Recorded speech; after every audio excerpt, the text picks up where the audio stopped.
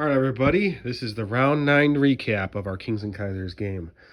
So, this has been probably the bloodiest turn out of all the turns in the game. Uh, Lots and lots of casualties, a lot of them transports, which is crazy. So, I'm going to go ahead and switch this to round 10. Let's start off in the Western Front Theater. The Allies continue to push hard into Germany now. The Western Front is the entirety of the Western Front point. All the territories that are involved with the Western Front point are now in Allied hands. The Allies are just like a big wrecking ball coming into Europe.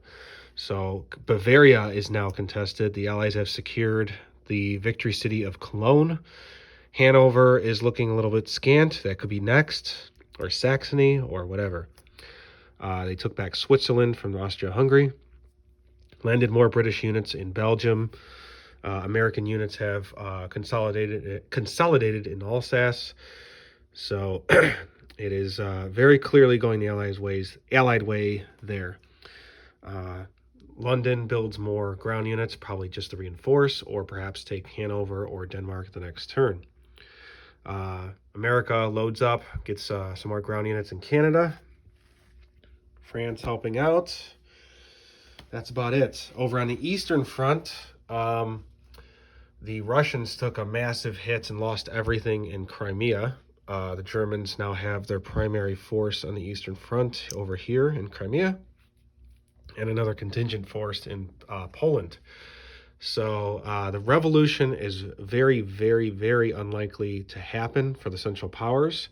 So it looks like the Allies will secure the Russian Revolution point. And really, at this point, it's the Allies want to stop the Central Powers from taking or contesting the Caucasus, because the Allies do have the Middle East point. The Middle East point means if you control Caucasus, Persia, Mesopotamia, and Arabia. Currently, they do. So as the Allies, I want to prevent them from getting into the Caucasus, which means very likely that the Russians will be attacking Crimea on their turn and hopefully surviving and keeping it contested, because that means that the Germans will not be moving into the Caucasus. Also, what that means is that the Black Sea point will not go into the Central Powers' hands, regardless of what happens here in Marmara, because in order to get the Black Sea point, you need to control both ports in the Black Sea, which is Marmara and Crimea.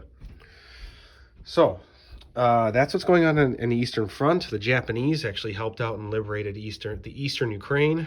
Some American forces have moved in, so a lot of craziness happening here. So probably what you're going to see in the final round is, like I said, an attack into Crimea, maybe Western Ukraine. Germany likely going to shotgun into Lithuania and Belarus. So that's what we'll probably see. What else we got here? Italy attacked and got Veneto back. Has a small force there. Probably just as last ditch. What the heck? Austria-Hungary will attack it. Maybe see if they can get lucky and get the minor city of Venice.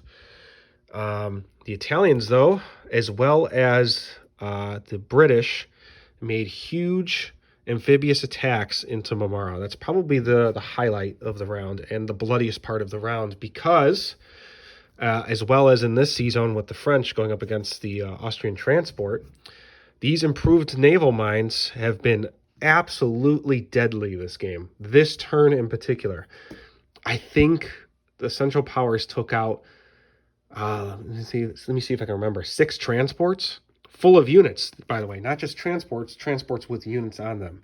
So it's been incredibly deadly and costly. So the Italians and the British made huge amphibious assaults into Marmara. It is contested right now. There were units that came from northern Anatolia as well. So we've got all these British units in here. We've got this small Italian force, small American force. The Italians also went into Bulgaria to block the railing of more ground units from Austria into Marmara. So lots of craziness. The Americans did not make an amphibious landing. Instead, they used their forces in northern Anatolia to fight in Constantinople and landed a few more forces there too. So not very remarkable. Marmara itself is contested, and I hope to see it fall this round, which would be beautiful. I can snag one last victory city out of it, and the Ottoman Empire will be completely extinguished, which would be great. So we'll see. Austria-Hungary just building up, trying to save the Balkans, make sure nothing remains contested at the end of the game so they can get the Balkans point. Right now it is because Bulgaria is contested, but they'll very easily get that back. And they've completely vacated the Eastern Front. They're just trying to hold on to what they've got, basically, at this point. Africa, pretty much nothing at all. Just the British finally took Nigeria, so the last German unit is finally out of Africa by round 9. It's pretty crazy. Then if we go over this way, the China point is very, very much in the Allies' hands now. We have Kwangtung, which is contested, and Hainan. That's pretty much the only Central Power China presence that's left. So, okay, that's it. I think I covered everything. And okay, round 10 up next.